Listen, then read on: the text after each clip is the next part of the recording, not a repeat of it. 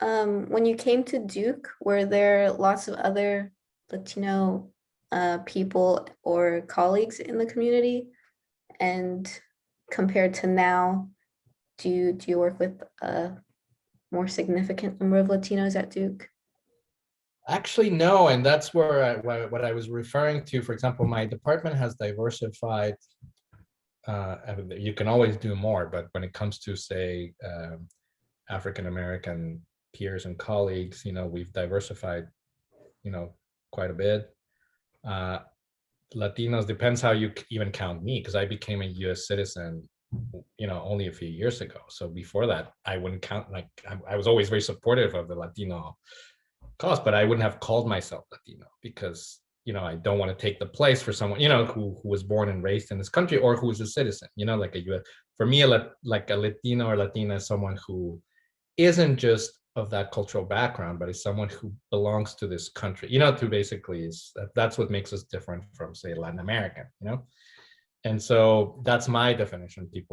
I understand people have very different definitions. And so as such, I've only been Latina for a very, very short amount of time. And I'm still the only one in my department. So, and one thing that I'll observe is that I do think we've hired more. So for example,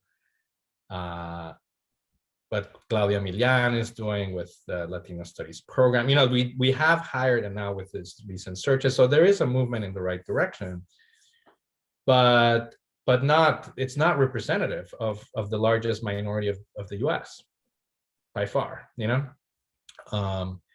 and so I think it would be a mistake to clap, applaud. When it comes to Latinos, I think the university needs to be doing a lot more.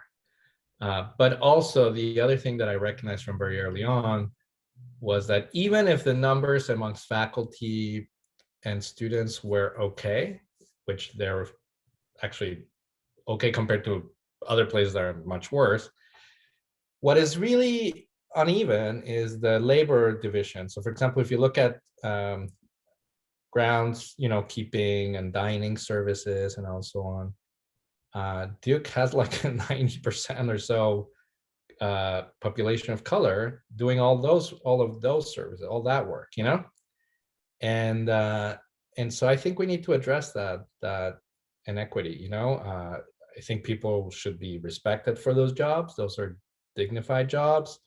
They are sometimes good jobs, but they're hard jobs.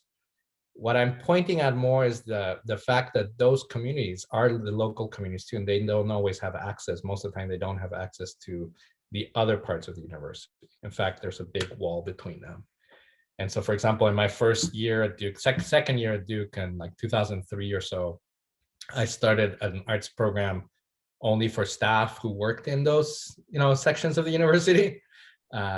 Because the assumption is that people like that don't care for art. Well, of course they do, so I worked with this electrician at Duke, Jimmy Banks, who's a self-trained artist, was part of my workshop, and someone who worked in dining, kind of, and also someone who worked in landscaping, and so basically, to me, that needs a lot more work. There's breaking some of those barriers.